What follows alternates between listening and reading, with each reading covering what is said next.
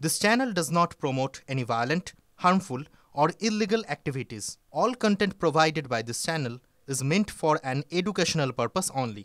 Top quality और consistent performance के लिए सिर्फ सिल्वर पंप नाम याद रखना। তীব্র গরমে এলাকায় পানীয় জলের সংকট অথচ কোনো ব্যবস্থাই নাকি নিচ্ছে না পুর নিগম। এই অভিযোগ তুলে দুর্গাপুরের ৩ নম্বর বড় অফিস ঘেরাও করে বিক্ষোভ দেখালো বিজেপি। অভিযোগ ২০২২-এ দুর্গাপুর পুর নিগমের মেয়াদ ফুরিয়েছে। ৫ জন প্রশাসক মণ্ডলীর সদস্য নিয়ে চলছে পুর নিগম। পুরো এলাকায় নাগরিক পরিষেবা বেহাল দশা। কোথাও মিলছে না পানীয় জল, কোথাও আবার রাস্তার বাতি খারাপ হয়ে পড়ে। এইসব অভিযোগ তুলে ধরে স্মারকলিপিও জমা দেওয়া হয়। দ্রুত ব্যবস্থা না নেওয়া হলে আরও বৃহত্তর আন্দোলনের পথে হাঁটার হুঁশিয়ারি দিয়েছে বিজেপি। সমস্যার সমাধানের আশ্বাস দিয়েছেন দুর্গাপুর পুর নিগমের প্রশাসক মণ্ডলীর সদস্য রাখি তিওয়ারি। কারণ মানুষের যে নাগরিক পরিষেবাগুলো, রাস্তা, ড্রেন, লাইট, জল, এই নাগরিক পরিষেবা দিতে তারা ব্যর্থ এই কারণেই যে ৫-৯-২০২২ দুর্গাপুর নগর নিগমের বোর্ডের মেয়াদ শেষ হয়ে গেছে। ৩ বছর অতিক্রান্ত হলো, এখনও পর্যন্ত কোনো এখানে নির্বাচন হলো না।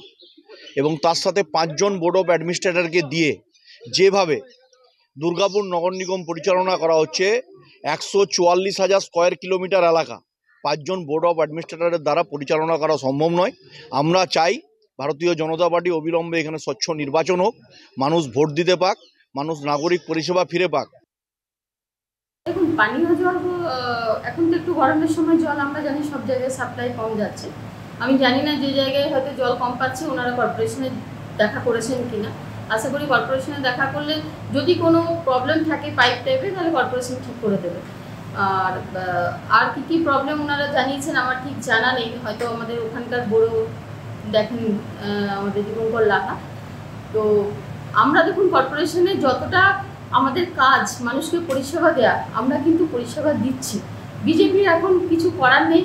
ওনারা আমরা দেখতে পাচ্ছি ওনাদের খেলা শুরু হয়েছে ২০২৬-কে সামনে রেখে। এই মুহূর্তে ব্রেকিং নিউজের নজর রাখবো। রোগীর মৃত্যুকে কেন্দ্র করে উত্তেজনা এসএসকেএমে। বেড না পেয়ে হৃদরোগে আক্রান্ত হয়ে এক ব্যক্তির মৃত্যুর অভিযোগ। রাত ১:৩০ নাগাদ ওই ব্যক্তিকে এমার্জেন্সিতে ভর্তি করতে নিয়ে আসেন তার পরিবারের লোকেরা। তারপর কেন রোগীর আত্মীয়দের মনে এত ক্ষোভ জানবো। আমাদের সঙ্গে সৌরভ দত্ত রয়েছেন টেলিফোন লাইনে। সৌরভ, রোগীর পরিবার, আত্মীয়, তাদের অভিযোগ কি?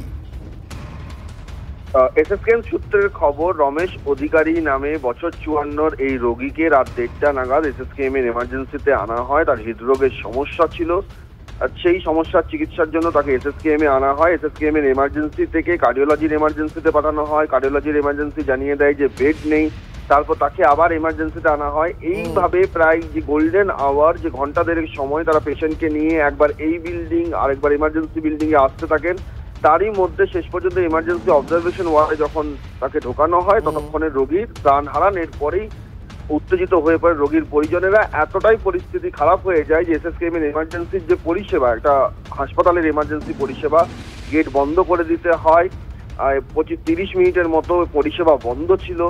পুলিশের বিশাল বাহিনী ঘটনাস্থলে পৌঁছয়, পুলিশের বড় কর্তারা ঘটনাস্থলে পৌঁছন। তারা রোগীর পরিজনকে বোঝানোর চেষ্টা করেন এবং এই সময়ে একেবারে রিউমাটোলজি বিল্ডিং এর পিছনের দিকে যে দরজা রয়েছে এসএসকেএম এর এমার্জেন্সি, সেই দরজা দিয়ে বাকি রোগীদের ঢোকানো হয়। সব মিলিয়ে এসএসকেএম এ রাতের এসএসকেএম এ উত্তেজনার পরিস্থিতি তৈরি হয়েছিল। বুঝতে পেরেছি সৌরভ, অনেক ধন্যবাদ।